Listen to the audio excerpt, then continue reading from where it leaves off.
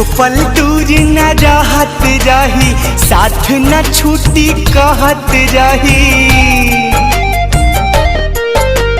एको पल दूर न रहत रही, साथ न छूटी कहत रही।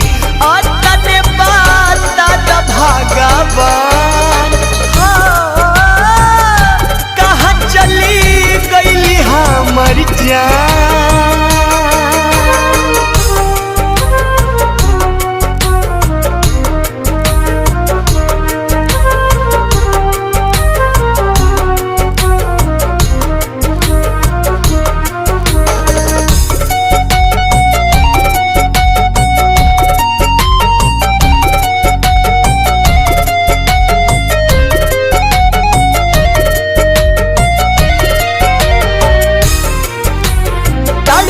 होई है हमारा बिना,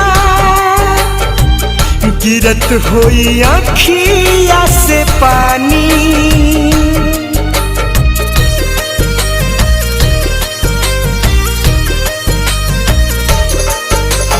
जाने कवना हाल में होई है, यह सोची बढ़े परेशानी। ना मिली है तो जी ना पाई, उनका बिना हम मर जाई।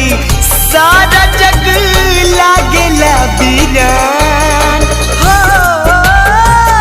कहाँ चली गई हमर जान।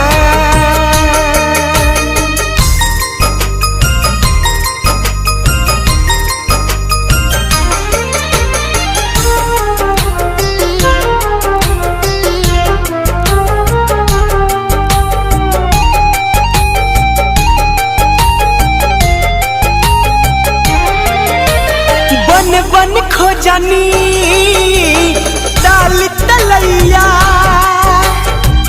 कतही नयली नजरिया।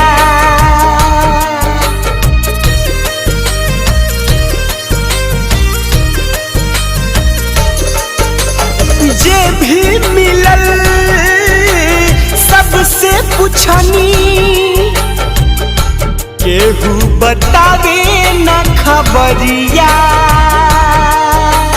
बाह पगोदा न गोदवले बाड़ी, बोलुआ न मोल लिखावले बाड़ी। इहे उनकर पहचान, हो कहाँ चली गई हमर जान। एको पल दूर न रहत रही, साथ न छूटी कहत रही। और तने बात भगवान कहाँ चली गई हमर जान।